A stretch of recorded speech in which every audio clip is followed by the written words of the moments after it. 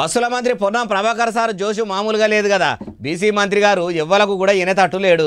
అగో ఏమైంది, ఉత్తగున్నప్పుడు ఎవ్వలకు ఎననట్టు ఉంటున్నట్టు అనిపిస్తుంది. ఇప్పుడు జోష్ అంటున్నావు అంటారా? డ్యాన్స్ చేస్తుండు, డ్యాన్స్ ఊపుకే ఊపు వచ్చేటట్టు స్టెప్పుల మీద స్టెప్పులు వేస్తున్నాడు సారు. పొన్నం గారు తగ్గేదేలే, ఇక మొదలు పెట్టుర్రి పర్ఫార్మెన్స్.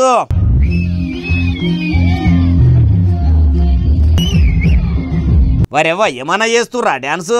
పొన్నం సార్ అంటే పొన్నం సారే పోన్రి. పెద్దపేయి మనిషి అయినా పొందుగా పాటకు తగ్గట్టు కాళ్ళు కదిలించుకుంటా చెయ్యులు ఊపుతుంటే ఆడున్నోళ్ళందరూ డ్యాన్స్ చూసి మంత్రి గారిలా ఇంత మంచి కళ దాగి ఉన్నదా అని పరిశాన్ అవుతున్నట్టే ఉండ్రు.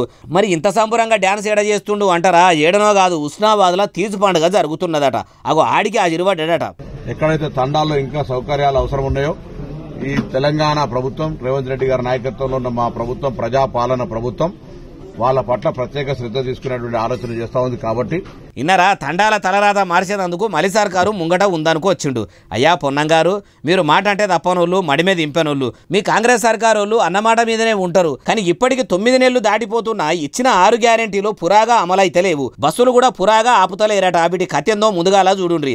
అట్లనే కొన్ని తండాలు గూడాలకు ఇప్పటికీ కూడా సడకులు చక్కగా లేక వాగులు వంకలు పొంగి పొర్లితే రాకపోకలే బంద్ అయ్యి పానం బాగలేనోళ్లను తీసుకుపోదామంటే అంబులెన్సులు వచ్చే దారి లేక మంచాల మీద మోసుకపోతుంటే నడిమిట్లనే పానాలు పోతున్నాయట. అసొంటి తక్లీఫ్లు అయితే ముందుగాల తీర్చుంది సారు. మీకు తెలియంది కాదు, యాద్ చేస్తున్నాం అంతే అంటుర్రు ఈ ముచ్చటిన్నోళ్ళు.